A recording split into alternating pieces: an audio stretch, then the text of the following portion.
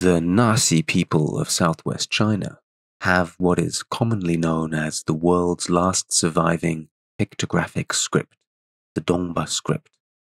This script is used almost exclusively in books of ritual literature to be performed at various religious ceremonies throughout the year. But how do we go about reading graphs that look like pictures? How do we write complex sentences in such a script? This is where the difficulties begin. Writing is ordinarily a linear process where one word follows another in a fixed order. In dongba script, especially as it is traditionally composed in the ritual literature, however, there is no fixed order of the graphs on the page. Some words are written and not read, while others are read and not written. This makes it almost impossible to read the Naxi books without the help of a dongba, the Naxi ritual specialists who act as mediators between the realm of the living and the world of the spirits. While the dongba script can and has been used to write fully syntactic texts such as land contracts and diary entries, in its traditional form it is characterized by its semi-oral nature, by the gaps that need to be filled in. It is the remit of the dongba to fill in the gaps of the written manuscript and turn the graphs into a ritual performance using their command of the oral tradition, the collective cultural knowledge of the Naxi people. Today we're going to look at the cover of a ritual manuscript written by dongba He Guowei of Lijiang, a manuscript that forms part of the most important of the Naxi ceremonies, the sacrifice to heaven. This ceremony tells of a dualist cosmology in which the principal categories are heaven and earth. The sacrifice to heaven is concerned with ensuring the abundance of the grain and livestock on which the Naxi depend, and according to the famous explorer Joseph Rock, it belongs to the earliest primitive ceremonies of nature worship. So let's take a look at the cover page and learn how to read it. 是查的噻，目标头啊，要拿西车的，拿西车的呀，这可你是目标着，要被踩到瓦泥，这是被上面踩到瓦泥的是被，这是目标头啊，目标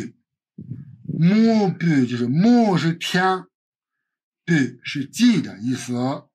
那今天的技术，这个是这个呢，木口、大口，就是说青天水、青天起地的意思。那么那些说的认为呢，就是说天是父亲，万物之父，地是叫做大，大呢就是说母亲的意思。那么大就是母亲，那么地球它指的是地球，那么这苦就是请过来的意思，那青天起地的意思虚苦虚是天救那还是苦就是亲的意思吃家里的呀，就是目标个哪些做个人目标明达标看着如果虚标测什么嘛就可你是标一年要记2次正月初五1次农历的7月初五1次我们现在一般就是这样子了。那么请起来以后，为什么请你要结蛋找蛋它要记它，记就是标的意思格鲁克是我的格鲁克。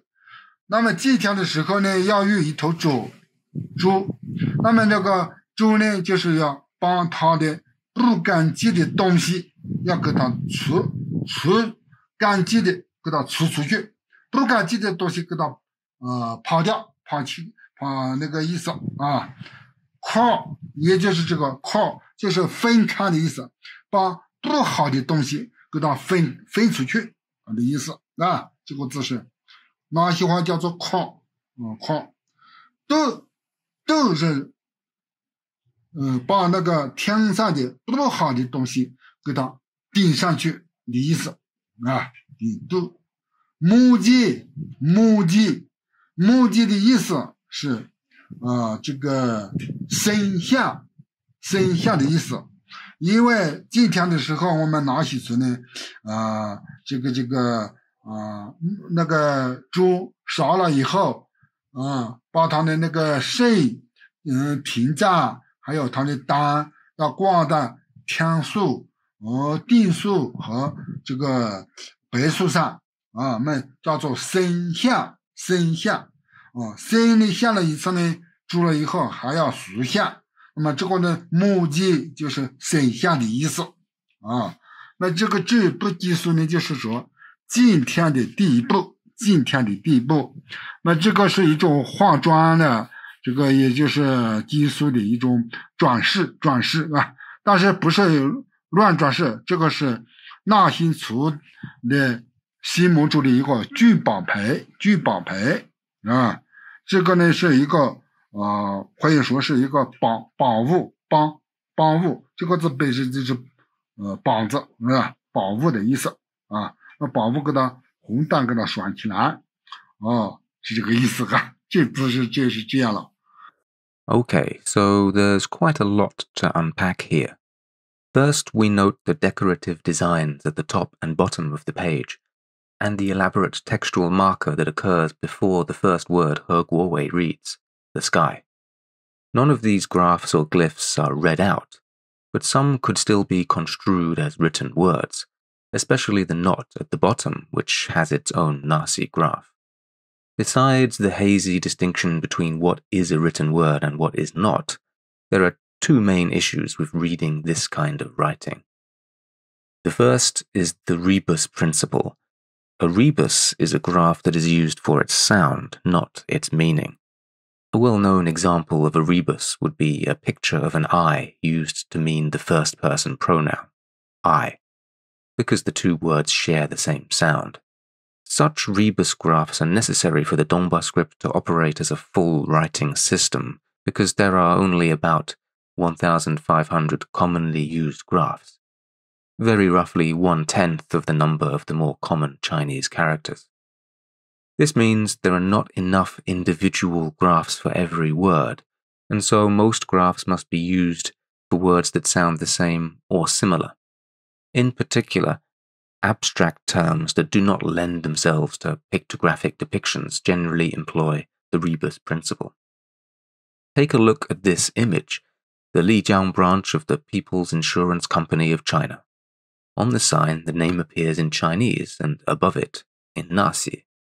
So how do you write something as abstract as insurance in a pictographic script? The answer is the rebus principle.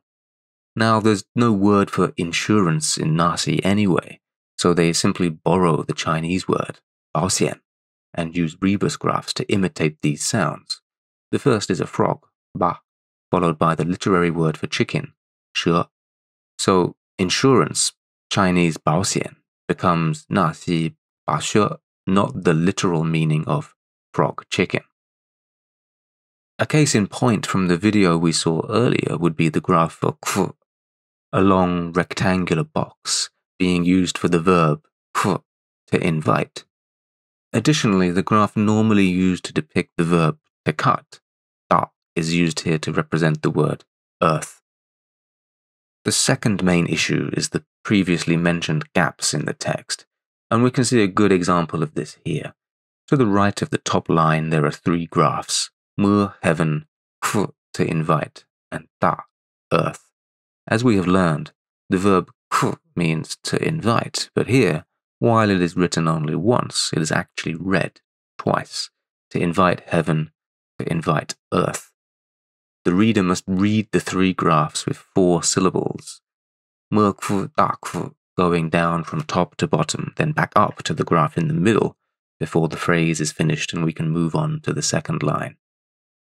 So that, hopefully, is a little bit of insight into how the Naxi script operates. Next time we will take a look at the first page of this manuscript.